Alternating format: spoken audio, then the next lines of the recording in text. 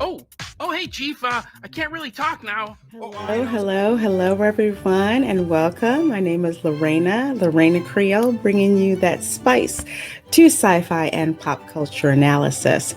And what you just saw a little clip of is the intro segment to the new show on Disney Plus called Muppets Now. And if you've seen my review for the trailer, you'll know that this is the third time that Disney is trying to reboot the Muppet franchise. Oh, well, here's the thing, boss. We need to upload Muppets Now. Now.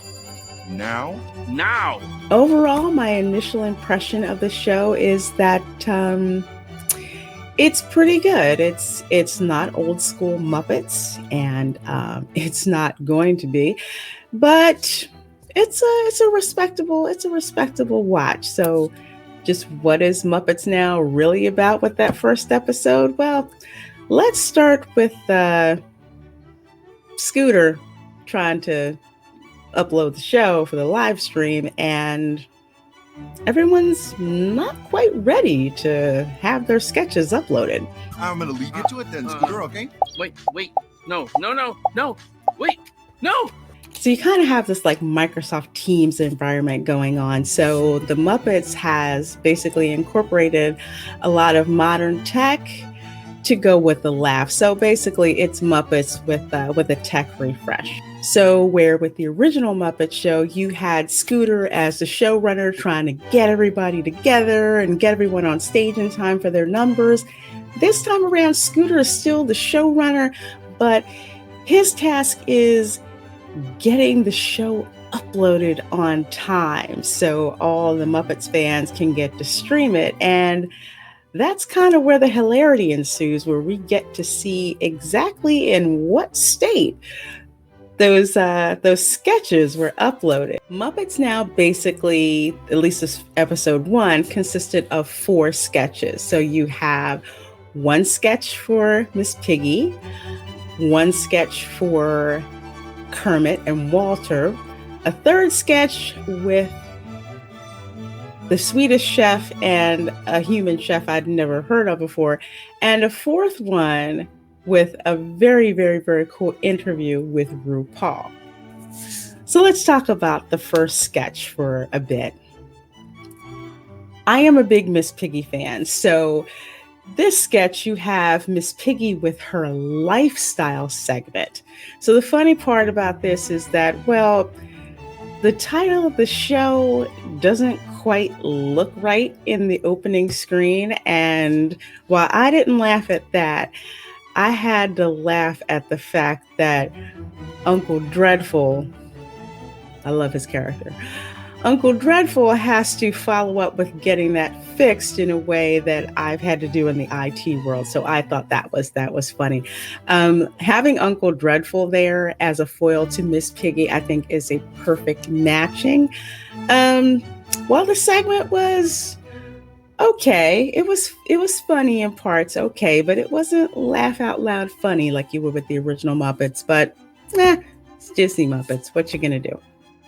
The second sketch has Walter with Muppets Classics, and he is interviewing Kermit, which he thought was for photography classics. So he's doing, classic photography, and it's set up like a how-to YouTube video for kind of like how to shoot perfect photography. And you've got Sam the Eagle posing and everything. We all know how pompous and yet patriotic that Sam Eagle is. So it's an okay segment. You can kind of see the ending punchline coming, especially if you're a Muppets fan.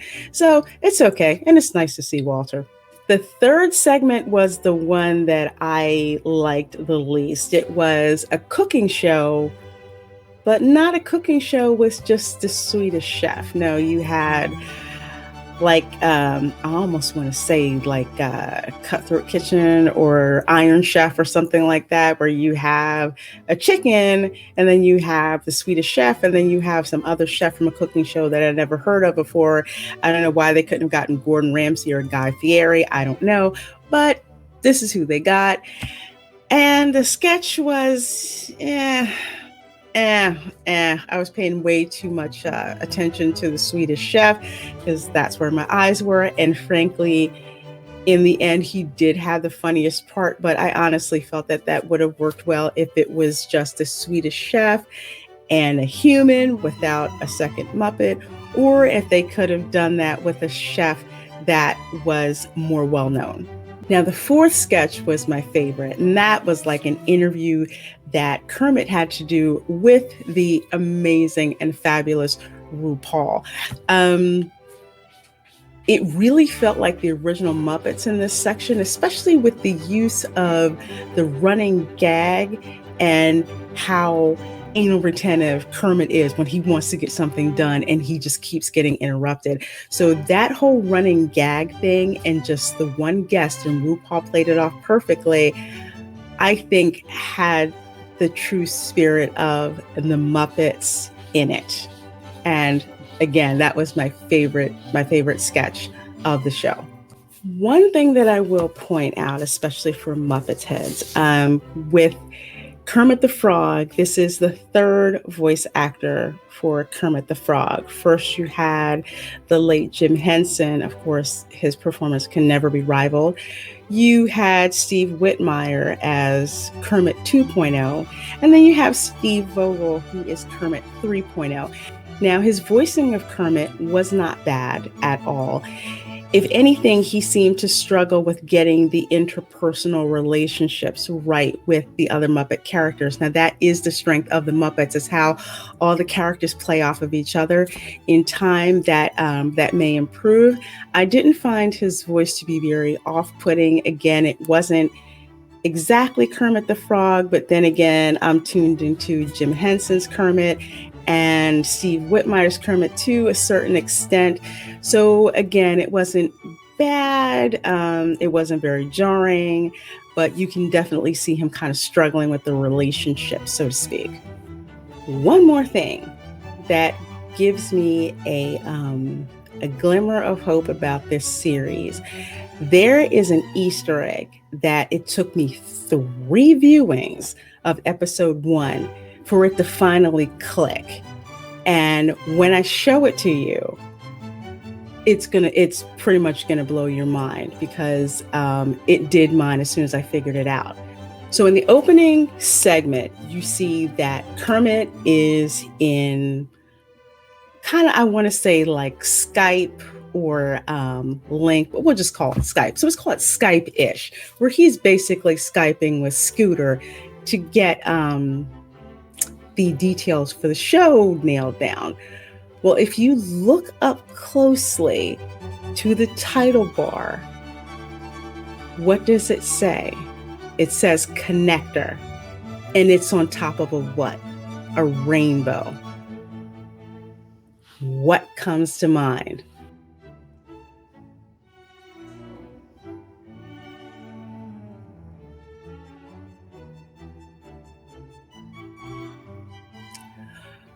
Blew my mind.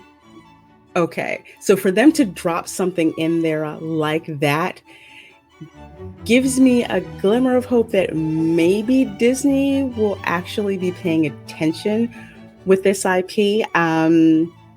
It may be false hope, I don't know. But the fact that it was there and the fact that it wasn't very blatant, and I kind of had to find that, gives me a glimmer of hope that they're probably going to treat this third iteration of the Muppets a little better. But again, we'll wait and see. We've got 5 more episodes to go, so we'll see what happens. I'm going to leave you to it then, Scooter, okay? Wait. No. Wait, no. So overall, it was a pretty good effort. Again, it's not like the original Muppets, neither did I expect it to be, because like Disney Star Wars, this is Disney Muppets. The first episode was fairly good. It does make me interested in staying to see more of this show, so I am looking forward to the second episode. One more thing that I will One more thing that I will add that I didn't quite get with this is they're saying that it's unscripted, and yet they're saying it's improv. So are they saying that when they film these sections, there isn't a script, so the Muppets and the human characters just kind of make it up as they go along, or what? Because that just seems kind of weird, and it looks obviously edited. It doesn't look like a YouTube one shot, run the camera, boom, it's in the can. So I think unscripted is a bit of a misnomer, but what the heck? I guess they just wanted to use it. So that's my spicy take on this. What's your take? Are you looking forward to seeing episode 1 of Muppets Now? Are you not interested in it? If you did see it, what impressed you the most? And frankly, if you didn't like it, what is it that you didn't like about it? And you got to be more specific than #NotMyMuppets. I mean, really, we need receipts for this type of thing that's going on. And for those of you who are diehard Muppet heads, is this something that you think that you will continue to watch? Let me know in the comments. I would really be interested in hearing your feedback, of course, on this. So again, thank you for watching. Please make sure to like, share, and subscribe to my channel if you're not already. And when you do subscribe, or even if you are subscribed, make sure you hit that notification bell so that when I go live with videos, especially when I'm down in Florida at Universal and Disney, and I decide to go live with some cool stuff to show you guys, you are the first people to find out and to know. So with that said, remember, never underestimate the power of pop culture. Stay plugged in. Bye. I love tonight's show. Really? Of course not. Just wanted to see if I could say it.